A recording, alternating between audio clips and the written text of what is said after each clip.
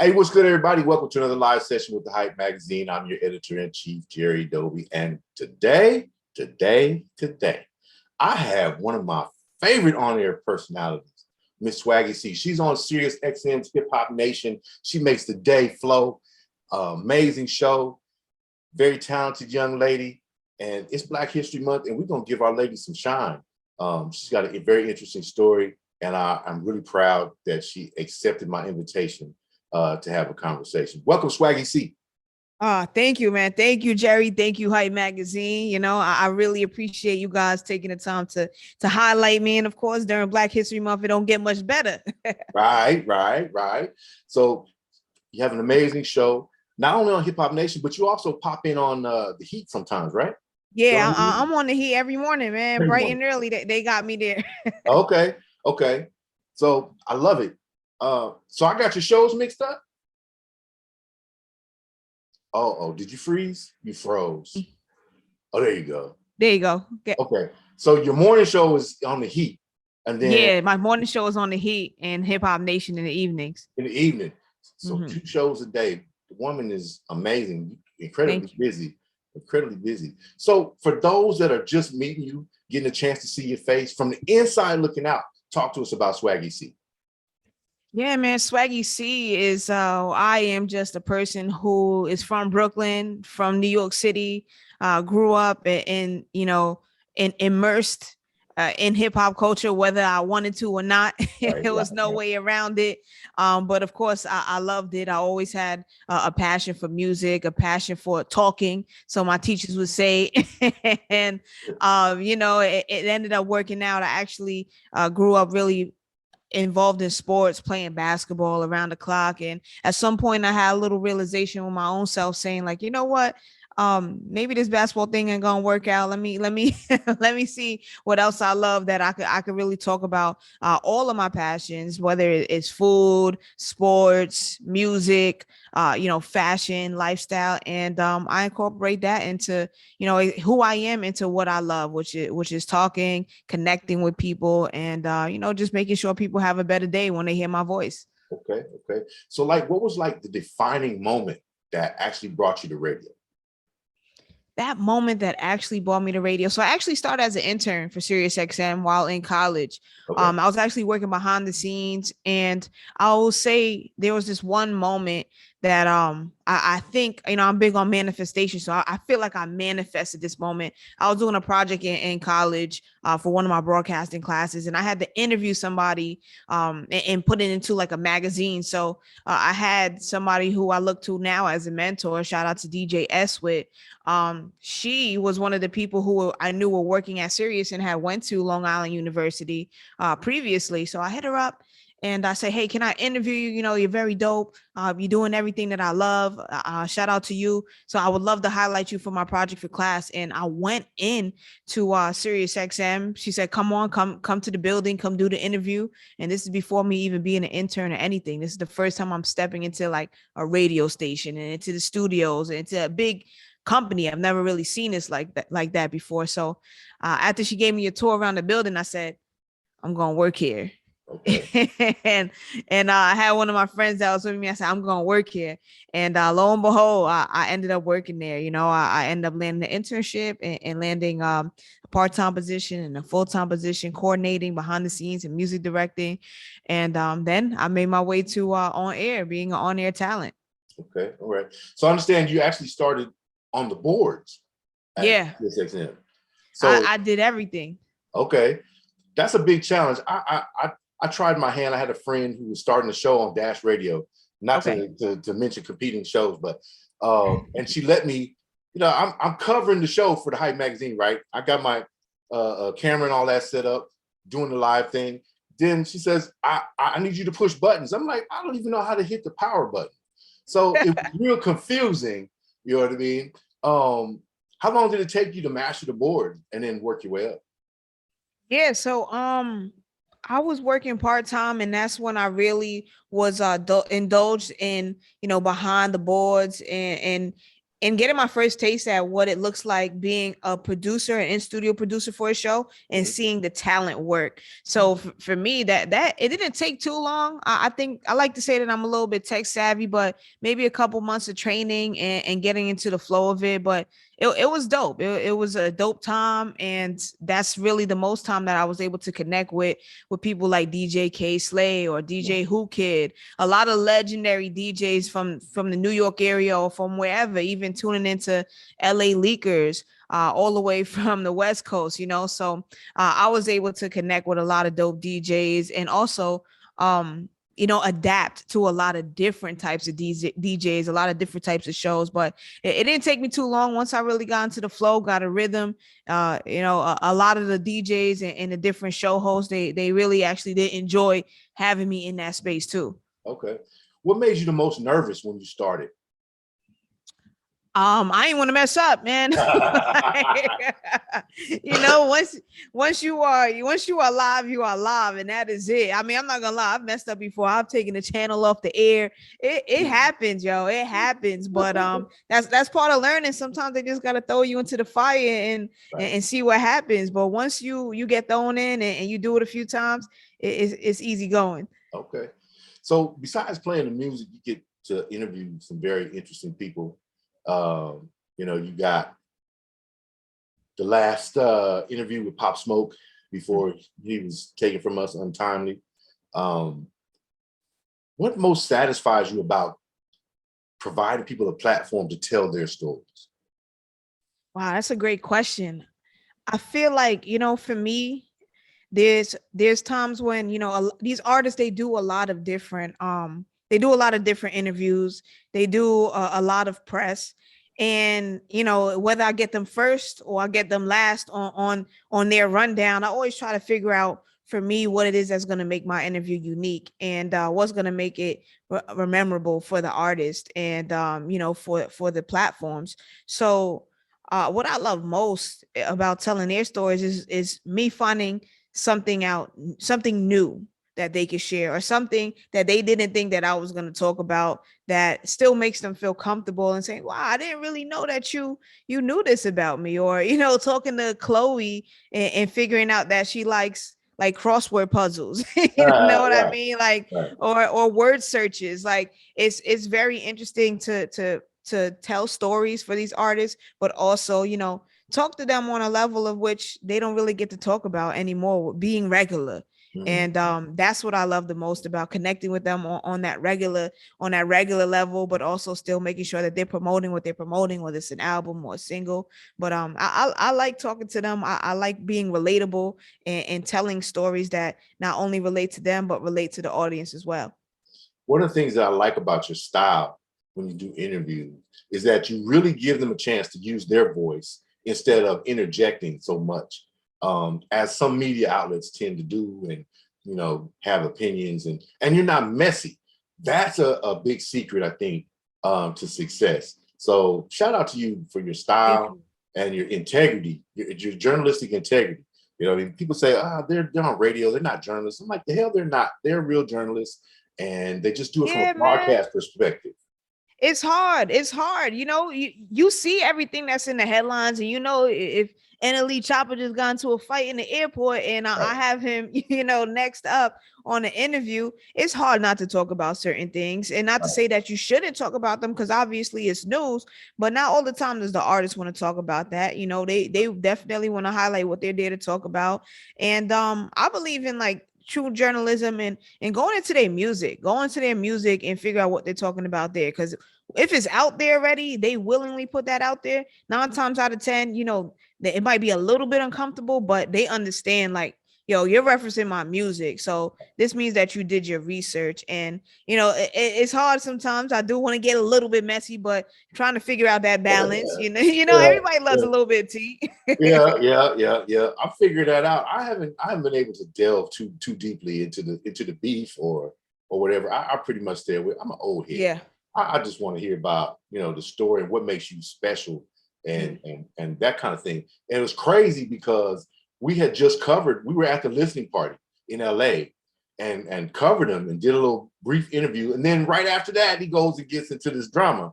And I'm like, are we even going to mention that? Heck no, we're not even going to mention it because Right. it's already out there on social media. So there's nothing to it. So I let Say Right. Cheese TV and all them guys do their thing and have their land. You know? Yeah. You know what? But what is the most interesting part of what you do? Being a personality. I know that you're a star and people are chasing you down, but as you prep for a show and things like that and get ready to present a package, what's the most interesting part of it for you? I would say the most interesting part is hearing, the feedback from people, whether I see them in the street and, sometimes they don't even notice me. They might just hear my voice. Or Right. if they do know, or if they do see my face, they're trying to put the pieces of the puzzle together. But when they do, it's like, yo, oh my gosh, I love listening to your show. Or whatever you said earlier today, whether I get a DM or a tweet, like that actually stuck out to me today. It made me have a better day. It made me laugh. Or, it's the most interesting part to me is the feedback that I get from, my listeners, from my supporters. And that's what I like the most, man. Like, that's what I like, being able to change somebody's day if they're having, a bad day when they get in the car, or maybe their day didn't start off as good, and they could put me on and figure out what's happening in the world, but also, it's enjoyable and they're able to escape for a little bit. So, that is interesting to me, providing an escape for people and an outlet. Okay. I haven't mastered what you do on Instagram, all the interesting tidbits and clips. I'm really still trying to figure it out. I'm way behind the 8 ball. I just got a TikTok. So I haven't done a TikTok, but I learned how to like. So Right. what's the most interesting platform for you? Where do you see the most response on social media? I really do like Twitter. Okay. I have a love-hate relationship with Twitter. Okay. I like to be able to type out my thoughts sometimes. Sometimes I gotta, hit the backspace a little bit, like, this tweet might come back and bite me in the ass. But I do really feel like the biggest response for me is on Instagram, man. And Instagram has done so much in developing over the years, but it gives me a chance to now connect with, my fans, my followers directly. And also it allows me to express who I am. I feel like I'm very multidimensional. You never know what you're going to get when you come on my Instagram. I could be cooking. Yeah. I could be like on a picnic, or I could be interviewing like Cardi B. You just don't know what you're going to get. Right. So like, I like that part of keeping people on their toes whenever they come on my page, or, keeping it interesting, because, everybody is multidimensional, and if you're highlighting those things, it allows you to be unique in your own sense. And I think I'm learning how to be more unique and be an individual on Instagram, because sometimes you want to do what everybody else is doing and trying to figure out what works and what doesn't, and just throwing things at the wall and seeing if it sticks. But once you figure out how to be you, and you master that, and then you put that into social media terms with that, whatever that looks like, you got it. Then Okay. you got it. Okay. Were you shy about utilizing Instagram like that, because you're going from the audio to the visual part? Did you have some challenges or discomfort? Yeah. So what's crazy is I really felt like I leaned more into radio because I'm very laid back. I'm very low maintenance. I feel like a lot of radio personalities or people who sit behind a microphone can relate. You don't mind throwing on some sweatpants and a hoodie and going and talking on a mic and just feeling cozy. Right. But then, things kind of shifted. Now everybody wants to see everything. It's a visual thing. So I was a little bit intimidated at first, because I started filming all of my interviews like from the beginning at Sirius. And sometimes it's like, oh my gosh, the cameras are on. You don't want to look a certain way. You want to make sure you got the right angles. You're saying the right things. And it's a lot harder to edit video than it is audio. So you want to get it right the first time. You know what I mean? Right. It's got to be a one-shot Ersky for me, because I'm not a good video editor. And I swear to God, what you see on the video is really what happened. Yeah. And, simple as that. So I'm getting more comfortable. I always do the talking head part though, because everybody don't need to see all this gray hair. Let them have some history. You know what I mean? I would like to know, what would be your dream interview? You've interviewed, like you said, Cardi B, you got Pop Smoke, you did Bobby Shmurda while he was incarcerated. You know, you've had some really interesting segments. Who would be your dream interview? Hands down, you know, I'm that kid from Brooklyn, man. Grew up a couple blocks away from Marcy Avenue, so it got to be Hove. You know what I mean? Yeah. It got to be Jay-Z. That is my dream interview right there, and the one of the main people on my bucket list who I want to meet. So I got to manifest that some more. Okay, you know what? I think he is the dream interview. My dream interview is Bus. I gotta get a Busted interview, man. Yeah, that right there would be like, I've got Chuck D already. Like I said, right. You know, I got some. You got some legends. I got some and, legends. And Busta's a legend too. Yeah, and man, I love Busta. I love him because his personality. I like watching his little reels and stuff that he does in the studio when he's funny. He's funny. And his visuals to this day will like they outdo any videos that are out right now. You know what I mean? Those things. Yeah. I don't care what the graphics look like. They're timeless to me. You know. I love Bus.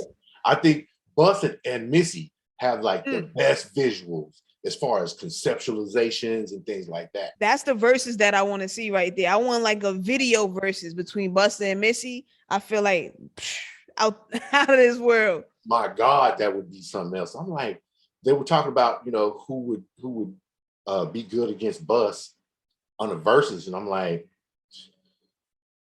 who's gonna go with Bus? Yeah, but Bus said he don't think even Jay-Z could go with him. I said, oh man, that's crazy. That was a wolf ticket right there, boy. I'm like, yeah. Please, Jay-Z, buy that wolf ticket. Let's make that happen. I needed that. Yeah. It's great. How do you see yourself developing? Because you got a signature voice, right? So MC Light came from, you know, the musical realm, then started doing the voiceovers. She's got a signature voice, one that you recognize anywhere if you're from the culture. You know what I mean? Yeah. You got a signature voice as well. How are you developing that, and what do you see yourself bringing to the table? Because I see that you could do voiceovers real good. I mean, I never thought that I had a signature voice, man. And shout out to the OG MC Light. Like, you know, she's definitely an icon in this game and has continuously reinvented herself time and time again. And you know, just watching her still do voiceovers right now, or, you know, continue to do the voiceovers for so many legendary moments that we've seen on our big screen. So I think that's definitely inspiring.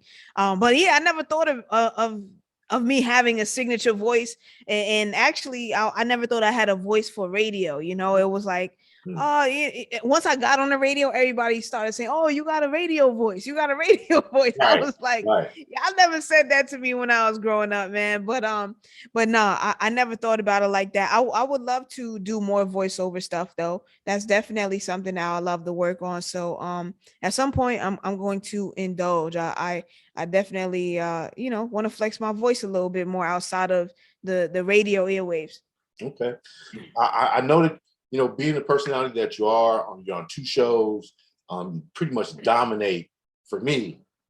And I listen to some of the other shows as well, but like in my car, it's Hip Hop Nation or The Heat. And I hear you in the morning.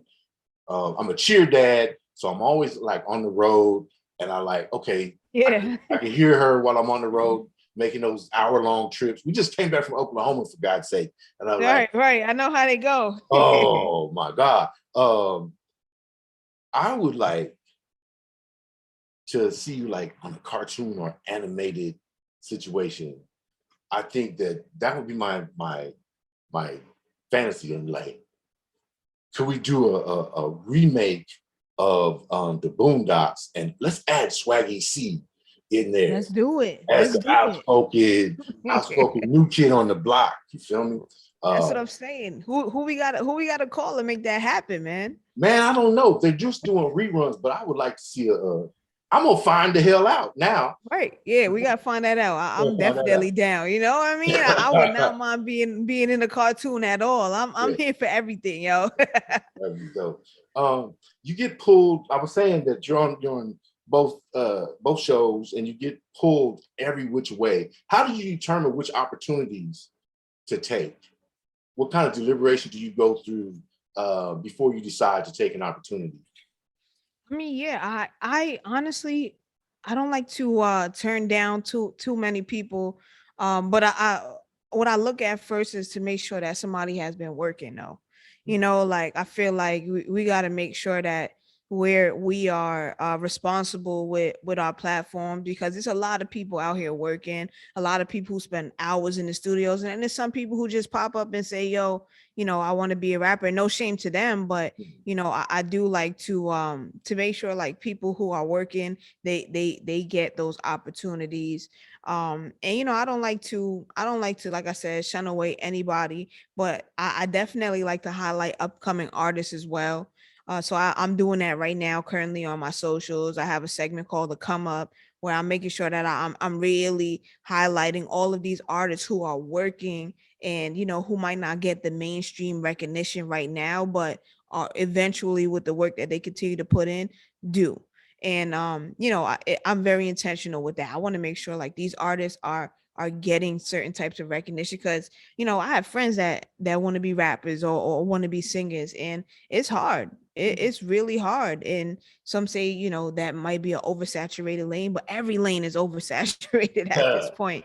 Yeah, You know what I mean? yeah. So trying to provide support in every way possible, but at least at minimum, your music gotta be dope. That's it. Right. With all the songs and stuff that you hear and music that you play, and I understand you guys have a playlist and maybe you have some freedom as far as your programming, but are you still able to listen to music as a consumer without analyzing it, or has that been ruined for you?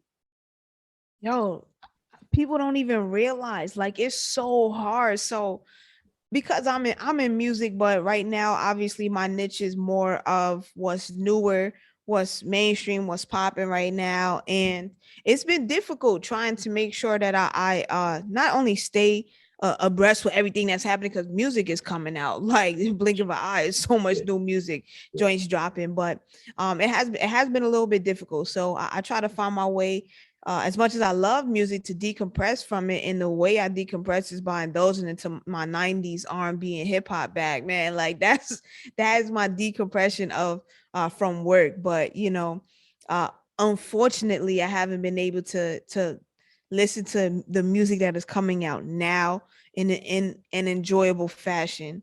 And unless it's like involving me out partying or doing certain things, because I feel like that's really where it comes in. Okay. But or sometimes when I'm chilling in the car, I'm like, okay, let me bump this new, her, or this new NLE Chopper or whatever, Gunna, something comes out that I'm really, really, it may be a record that I'm really rocking with, but it's tough. It's tough. So I do need my decompressing for music, because sometimes it could be a lot. I know my inbox is 200 strong every day without fail, from the labels, from the film houses, from the indies, et cetera, et cetera, et cetera. What's your secret for culling through all the material that I know you get like mad submissions? What's your secret for culling through, and how long of an attention span, how long do they have to attract you? Yo, honestly, I'm still trying to figure it out. But when I get a lot of the emails or a lot of DMs, man, it's a lot of DMs. And honestly, I think I would probably prefer email over a DM, because when I get things on my phone, it's like 2 clicks and I'm gone. So my attention span on my phone is like a wrap. But when I'm locked in on my computer and I'm going through those emails, it's a little bit easier. But I'm paying attention to familiar names, or people who I've been hearing or seeing, whether it's on social media. I'm looking for people who have been putting in that work, like people, because if somebody comes through my inbox, it has to be at some point I've either heard of them, or have seen something that they have done recently. I know that I'm not that much disconnected. So I do my homework and making sure that I'm connected to the streets to see who's popping out there, but also like, making sure that I when I get those emails, I know exactly who that is. So making sure that I'm not too far off, even though, you never know who's gonna come into your inbox that you have no clue who it is. But you know, you take those risks too. You definitely take those risks too. But like I said, it's the music for me. Like if I see, you know, or I hear, if I see your, if I click that link to your YouTube and that video is whack and it looks whack, or you know, or the sound, or it sounds whack, I'm done. I'm like, yo, delete. Like, come on, man. Like, you got a little bit more work to do. Right. I think for me, and this is not my interview, but I got to interject this. What irritates me is that it's so much ass shaking going on in these damn videos that I can't get to the music. I just delete it. I'm like, what happened to highlighting your skill set? What happened to bars? What happened to, you know, for singers, you know, some real love talk? You feel me? Instead of, you know, it's just crazy. going to the baser conversations. You know what I mean? The singers be rapping now. The rappers be singing. You know what I mean? And even when I'm looking at these videos, man, I'm like, I miss the creativity, like we mentioned, from the Busta Rhymes, from the Missies. Like, I miss those types of videos. I do think we need more. I do think some of the artists right now are getting back to, you know, being a little bit more creative. Of course, you know, there's still ways to go. But you know, I'm not gonna lie, man. I do appreciate what people like Don Tolliver have been doing, or you know, even certain videos the Baby has released. You know, some people will compare him to Ludacris with his types of visuals. So you know, those people, and of course, there's probably people who I'm forgetting, but there's definitely still people today who are putting out, you know, good stuff and creative, different types of visuals. I think it's just, you know, been oversaturated from, you know, the 99 and 2000s, the juvenile. Yeah, you know. I think the young artist that I've been watching and I'm really impressed with because of his skill set is Dax. That young dude Dax man, that kid is amazing. And he did a whole series, simple videos, right? But long bars all the way through.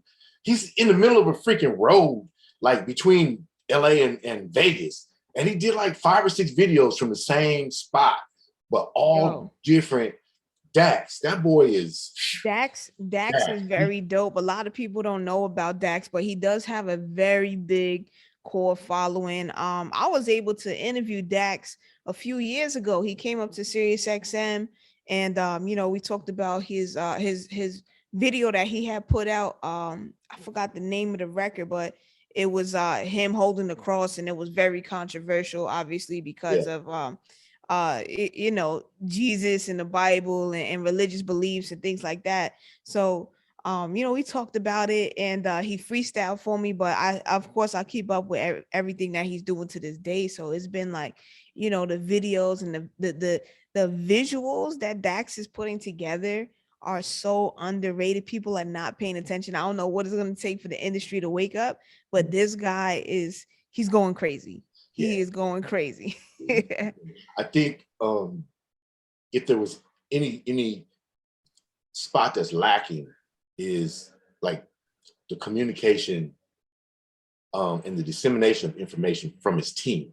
It's not him, you know what I mean? They're a little disjointed. So I get the stuff in my inbox, but then sometimes they'll miss, like hit and miss. I'm like, I support everything this guy does. Right. But teams seem to be the disconnect. Right. It's important. How do you find that? Yeah, I think it's important to have a good team, man, because there's been times I'm supposed to be scheduled with artists and, you know, management might mess up. And now if management messes up, that's just a big opportunity that you drop the ball for your artists. That was exposure for your artists. And I'm talking about even upcoming artists who have, you know, management who might not be, I guess, who might not have enough experience, you know what I'm saying?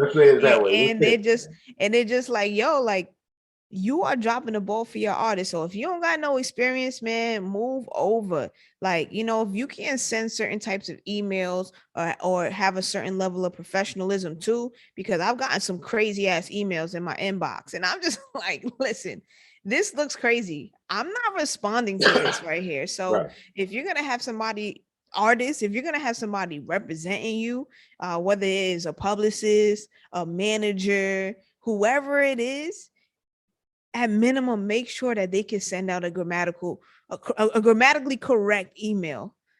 And also, also formulate sentences, because it's bad. When I get I'm like, nah, I'm good.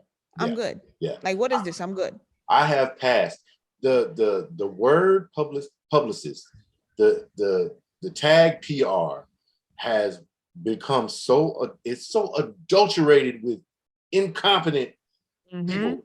It's frustrating. It's one of my pet peeves is getting an email. Grammarly is a free app that's available for your PC, for your Mac. It even integrates with Google so that you can type in Google Docs. It will help you correct and correct your stuff. They don't know, man. There's resources out here. Get it right. Get it right. It's free. And that's one of my pet peeves is getting unprofessional pitches. My other pet peeve, and I know you've experienced this, is play my shit. I'm the hardest thing ever. Yo, like, why do you think that I'm playing anything when you talk to me like that? Like, I literally have gotten emails like, yo, check my shit out. Yo, I think somebody was like, yo, fam, what's good? Like, play my shit. Or like literally just like, oh, what's up, ma? Like, press play on my shit. Check this out. I'm like, yo, I'm not playing your music like that. Right. Like, if you want to approach me properly, man. Like, you could introduce yourself. I don't know who you are. Like, don't just tell me, yo, my shit is hot. Who are you? Like, who are you? Hey, I'm so-and-so. I'm an artist from Kentucky. Like, if you have some time, I would appreciate if you could check out my my new video, my new record. Like, get it together. What is wrong with these people these days? Like, nobody owes you anything. Also, like, it's a lot of entitlement. It's a lot of entitlement with these artists. They think because they've been in the studio and they have a bunch of people by them, saying, yo, that shit is hot. It should be on the radio. Like, I don't know what entitlement you think you coming to me with, but there's hundreds of thousands of artists that deserve to be on the radio, that want to be on the radio. The first step is presenting yourself properly. Like, say hello at least. Right. And don't send me no more damn e-blasts. Send me an individualized hello. You could call me Mr. Doby. You could call me Jerry. You could call me, I don't care. Just a hello, personalized email. My name is. We have the problem we have, and like I said, I'm 59 this year, right? The Hype magazine is going to, this is our 20th year. Wow. Congratulations. Thank you very much. It's been a long road.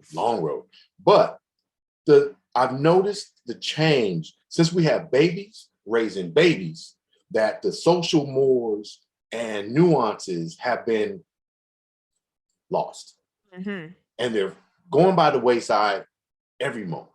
So to have a young lady such as yourself, a professional, iterate the same thing that I am as an old head saying, be polite, introduce yourself correctly, make sure I love it. Thank you for validating an old guy.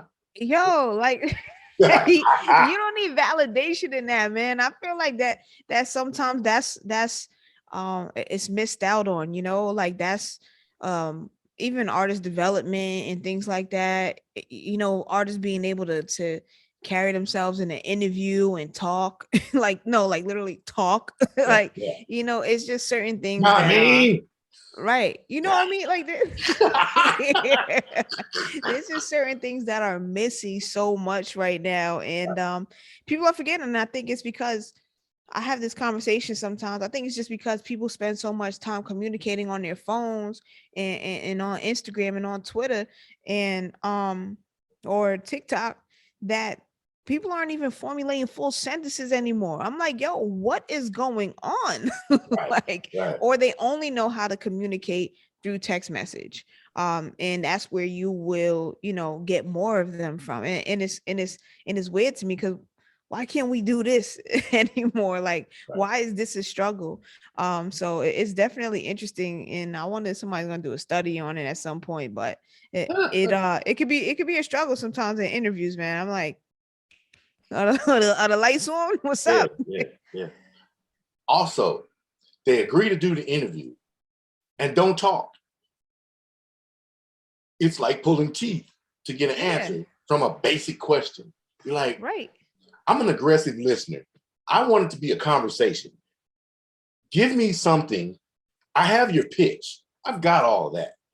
But I don't have 10 years of research your entire life and know what's Mhm. going on with you. Can you give me, lead me, help me pull things from the conversation to talk? And I think that some of these artists too, or even celebrities these days, they don't value radio and blogs and magazines as much as they used to, because or various media outlets, because everything is on social media now. So Right. they pop off of SoundCloud, or they pop off of other streaming outlets and other streaming platforms, and they're like, what do I need this for? I didn't start here, or you guys didn't make me hot. Whereas you could have some of the hottest artists from the 90s, or who still are relevant to this day, whether it's a Diddy, a Mariah Carey, a 50 Cent, whoever, come in on time, Mhm. come in very intentional, and give you a good interview. That's because they value radio, they value those outlets, because they understand that the work and what they give is going to come back 10 times fold. Right. These artists now, they don't know. Right. Right. They think everything is like boom, put it in the microwave, put on 30 seconds and it's hot. Yeah. Like, I think the old heads appreciated, the legends appreciated, because they came up with a time when to sell records, people actually had to go to the record store to get your joint. You know what I mean? And so how did you disseminate the information? How did you promote it? It was radio. It Mhm. was the early, iterations of the e-zines and the blogs and things like that. Now, like you said, it's say cheese, is off the front porch, or Yeah. you know, Yeah. on And Instagram. artists have it's a gift and a curse too, because artists have the power to use their influence directly through their social media accounts. So Right. if they're like, yo, they go on Instagram live, and they're like, yo, my record just dropped, go stream that, or breaking news, I'm having a baby. Like, Yeah. they have the power to really utilize their platforms to push whatever type of content it is that they want to push, or promote anything that they want to promote, which I understand. But I do think that there are others who forget Right. that this still matters. At the end of the day, does Kanye have to do interviews and have to do radio? It's not really. Right.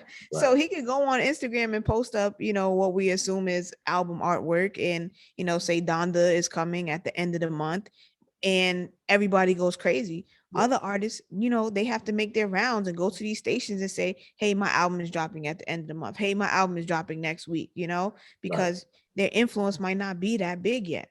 Right. Right. Um,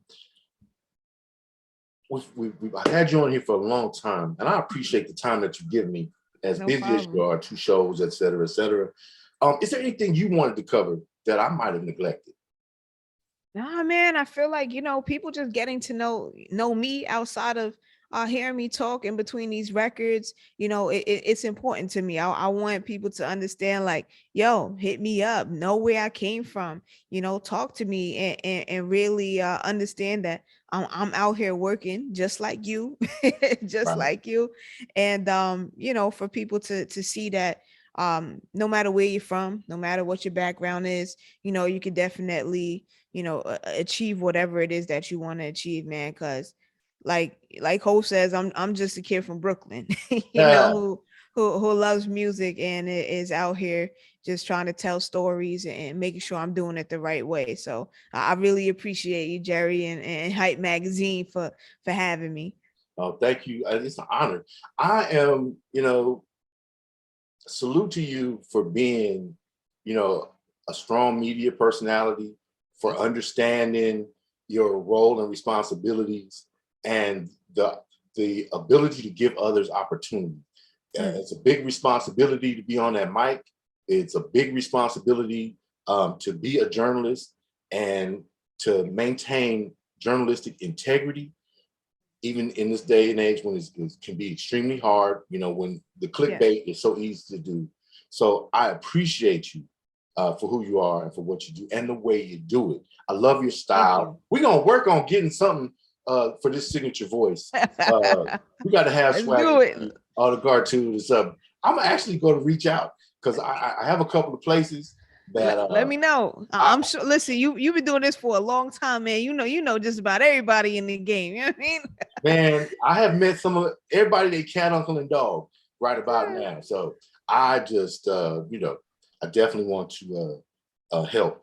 I believe in you, and I've been watching you. So from a distance, and with all due respect to all the other broadcasters out there and personalities out there, I really, you and people like you make me feel comfortable that when I go, as the old black Walter Cronkite, when I get out of here, that media is in good hands, and there are people with great minds that are not just doing the do, they're actually thinking about it and trying to lay some planks for the next generation to come, and upholding some of the old standards. It's really important that young people do that, and I feel that you are, and I really appreciate you.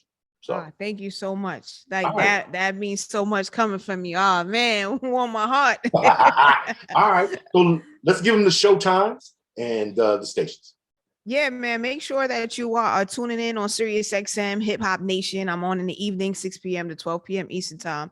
And also you can wake up with me bright and early on the Heat, 6 a.m. to 12 p.m. Eastern time. That's where I get it on and popping Monday through Friday. And you can hear me on Saturdays too. They are killing me. But shout out to SiriusXM and Pandora, man. I love it. All right. The Hype Magazine live sessions. This has been Swaggy Sie. Go check her out. SiriusXM is blessed to have her. We as media people are blessed to have her, a young lioness out there doing the damn thing and making sure that we're protected as journalists. I appreciate it. Thank you so much. Thank you.